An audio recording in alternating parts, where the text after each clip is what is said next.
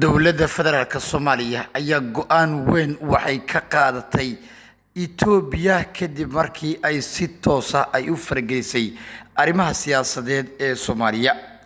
Ila kala duwan ayaa warbaahinta Xuraansi waxay u sheegeen in saacadaha soo socda dowladda federaalka Soomaaliya ay shaaci doonto in ay xiriirka u jartay dowladda federaalka Itoobiya kadib markii ay ku dhaqaaqday tallaabooyin xooggan oo ka dhan ah midnimada iyo wadajirka Soomaaliya.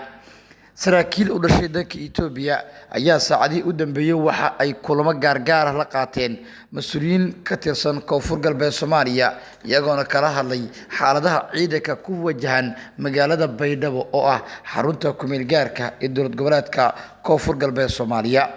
Itoobiya ayaa waxay lafta gareen u sheegtay in ay difaaci doonto iyadoona ciidankaas inta aysan magaalada Baydhabo u soo dhawaan ay adeegsan doonaan hubka culus ee BM-ka loo yaqaan iyo sidoo kale in ay qayb weyn ka qaadan doonaan qaabkii ay uga hortagi lahaayeen iyagoo ka dhigaya in si qalad ah weeraradaas ay u dhaceen ama ay ka shakiyeen dhaqdhaqaaqyada ciidanka dhanka magaalada Baydhabo ku wajahan sida wararku ay sheegayaan.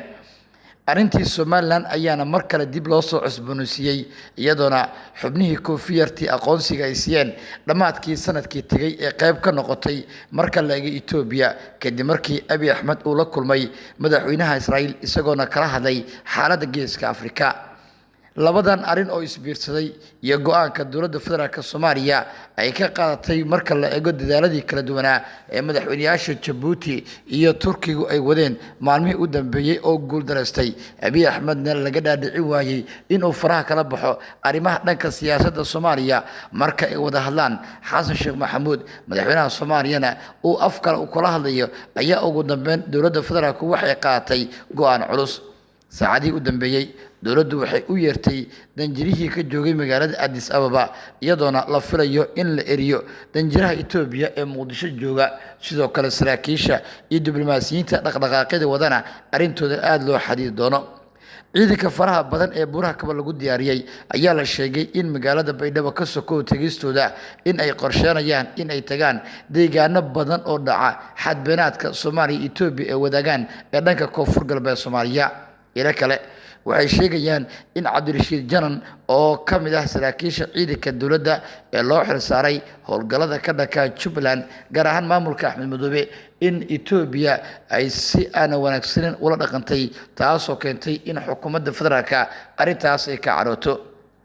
Abiy Ahmed ayaa isku dayaya in uu siyaasadda Soomaaliya si toos ah iyo si dadbanba u farageliyo iyadoona arrintaas ay ugu wacan tahay dhaqdhaqaaqyada guud oo ka wado dhanka geeska Afrika. waxay xukuumadda Addis ay doonaysaa in ay sameyso faragelin toos ah iyadoo rabta in Cabdicasiis lafta gareen si uusan meesha ugu bixin inay ku dhiirigeliso qabashada doorasho hal dhinac ah oo xubnaha mucaaradka iyo dowladda federaalka ay ka maqayeen isla markaana muran iyo isqabqabsi kadibna maamulka lafta gareen uu qaadan doono waqtiga uu rabo sida Itoobiyaanka ay wax ka qorsheeyeen. laakiin waxa arrintaas diidan dowladda federaalka oo rabta in magaalada Baydhabo ay weerar ku qaado ka hor inta aanay doorashadaasi ka qabsoomin walow aanay igu soo orodeen marka la eego ciidamada ku sugan gudaha magaaladaasi ee kuwa Itoobiya iyo ciidanka ay tababartay dowladdaasi ee Koonfur Galbeed loo diyaariyay dhawaanaha bandhiga ciidan ku sameeyay isla magaalada Baydhabo.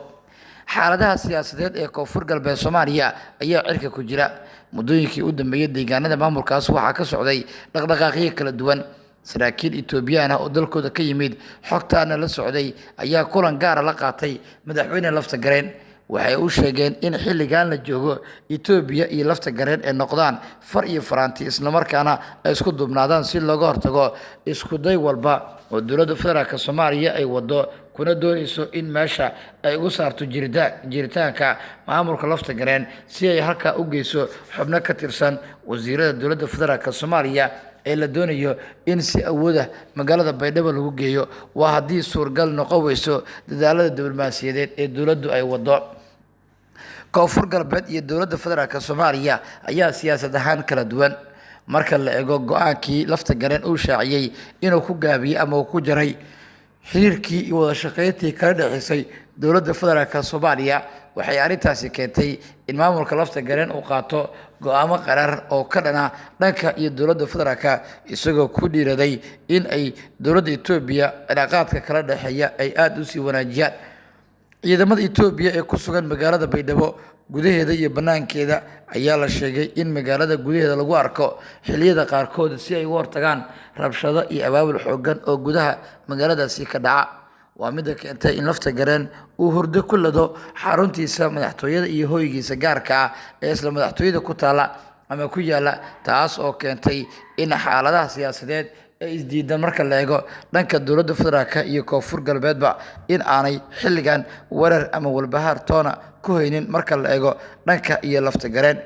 Itoobiya ayaa dhowr jeer Soomaaliya waxay sheegtay in ay aad isugu dhaceen, laakiin heerka uu hadda marayo ayaana weli gaarin, walow dhowr jeer heshiis ay ka gaareen arrimo siyaasadeed oo la xiriira damac Itoobiya ka soo galay qayb ka mid ah badda Soomaaliya.